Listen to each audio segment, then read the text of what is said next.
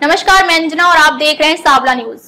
चलिए बढ़ते हैं इस वक्त की बड़ी खबर की ओर। गैर मुस्लिमों को वक्फ बोर्डों में शामिल करने की तैयारी, विपक्ष दल इस विधेयक की कर रहे कड़ी आलोचना। वक्फ संशोधन विधेयक पर विचार कर रही संसदीय समिति वक्फ बोर्डों में गैर मुसलमानों को शामिल करने के सरकार के कदम का समर्थन करने जा रही है। सूत्रों ने मंगलवार को ये जानकारी दी। संयुक्त संसदीय समिति रिपोर्ट एडॉप्ट करेगी। संयुक्त संसदीय समिति बुधवार को अपनी रिपोर्ट एडॉप्ट करने वाली है। समिति शिया मुसलमानों के दो छोटे संप्रदायों दाऊदी बोहरा और आगा खानी की दलीलों से भी सहमत है कि उनकी अपनी विशिष्ट पहचान है और उनकी स्वीकार्यता भी इसी रूप में होनी चाहिए। उन्होंने खुद को प्रस्तावित कानून के दायरे से बाहर रखने की मांग की थी। भाजपा सांसद जगदम्बिका पाल की अध्यक्षता वाली समिति का मानना है कि विधेयक का प्रस्ताव राज्य वक्फ बोर्डों का विस्तार कर 2 गैर मुस्लिम सदस्यों को शामिल करना और सिया सुन्नी और पिछड़े मुस्लिम समुदायों से व्यापक प्रतिनिधित्व सुनिश्चित करना वक्फ प्रबंधन में समावेशिता और विविधता को बढ़ावा देगा। विपक्षी दल इस विधेयक की कड़ी आलोचना कर रहे हैं और जगदम्बिका पाल पर हमले से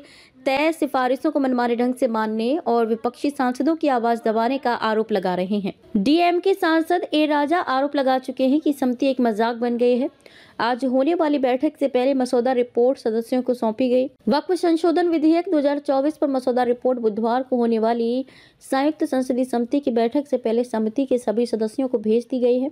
सूत्रों के अनुसार समिति ने 14 धाराओं में संशोधन को मंजूरी दे दी है। जेपीसी अध्यक्ष जगदम्बिका पाल ने कहा है कि विचार विमर्श में लोकतांत्रिक प्रक्रिया का पूरी तरह पालन किया गया है। वहीं विपक्षी सदस्यों का कहना है कि उन्हें बड़ी मसौदा रिपोर्ट को पढ़ने और अपनी टिप्पणियां देने के लिए बहुत कम समय दिया गया है। यूसीसी के खिलाफ आर पार की लड़ाई का ऐलान। All India Muslim personal law board AIMPB ने उत्तराखंड में समान नागरिक संहिता UCC लागू किए जाने और संयुक्त संसदीय समिति JPC द्वारा स्वीकृत वक्फ संशोधन विधेयक के विरुद्ध आर पार की लड़ाई की चेतावनी दी है। खबरों में अब तक के लिए बस इतना ही। फिर होगी आपसे मुलाकात एक ऐसी ही बड़ी खबर के साथ। तब तक के लिए नमस्कार और देखते रहिए सावला न्यूज।